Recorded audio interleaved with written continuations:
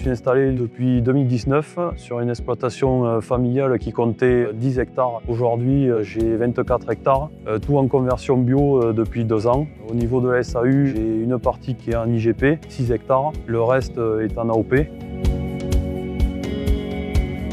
Niveau commercialisation, c'est 100% cave COP Vino-Valley. Je suis depuis mon installation en HVE 3. Paul Huet, je suis animateur des démarches environnementales à Vino-Valley. 3 groupes 30 000 au progrès à Fronton, Gaillac et Cahors, composés chacun de 20 viticulteurs avec lesquels on essaye de travailler sur la réduction des produits phytosanitaires. Le groupe il a été créé en 2018. Pour diminuer mes intrants par rapport au désherbage, je me suis penché sur l'enherbement sous le rame, notamment du trèfle souterrain. J'ai mis ça en place via le groupe 30 000 et le technicien aussi de la cave qui m'a accompagné là-dedans.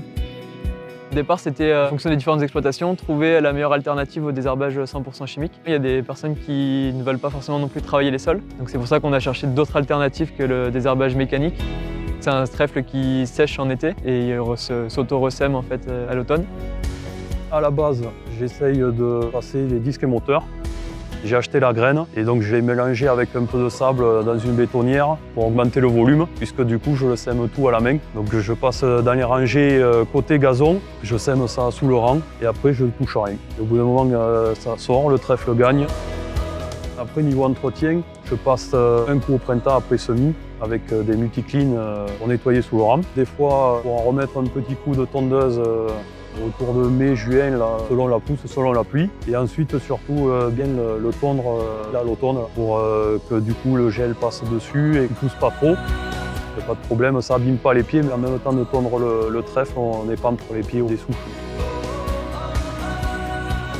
L'intérêt d'un couvert permanent sous le rang, c'est de limiter le temps de travail de l'agriculteur, puisqu'il va passer qu'une ou deux fois avec un entretien de brosse multiclean. Ensuite, on a un apport d'azote, puisque c'est des légumineuses, donc ça fixe l'azote atmosphérique dans les sols. On limite l'étassement des sols aussi, puisqu'on passe que 2 fois au lieu de 4 avec un outil de travail du sol. Niveau réduction phyto, notamment herbicide, c'est gagnant puisque du coup le sol est quand même propre, occupé par le trèfle. La logique était de préserver les sols, surtout quand on a des terrains superficiels et souvent en pente, et aussi de pouvoir passer direct après une pluie, notamment depuis que je suis passé en conversion bio. Le trèfle, j'ai choisi parce que fait, nous ici, on relève avec des fils qu'on met au sol l'hiver. Et je cherchais quelque chose qui soit relativement bas pour pas venir dans la souche et que ça m'embête aussi pour enlever les fils. Au départ, on se demande s'il a poussé, s'il n'a pas pris. Il y a des mauvaises herbes qui commencent à venir, mais bon, en fait, il faut laisser. Ça, c'est aussi un point à surveiller parce que même le trèfle, des fois, quand il est bien vigoureux, il a tendance à monter un peu. Mais bon, en le tenant avec le matériel, on y arrive. Pour démarrer, le top c'est de démarrer propre sous le rame. Et par contre, l'inconvénient encore à cette époque-ci, c'est de ne pas avoir la machine pour semer. Il faut bien préparer les sols avant de semer, pas désherber chimiquement les 12 mois précédents. Ensuite, il ne faut pas le couper avant qu'il germe, puisque sinon en fait, on perd la capacité à se ressemer.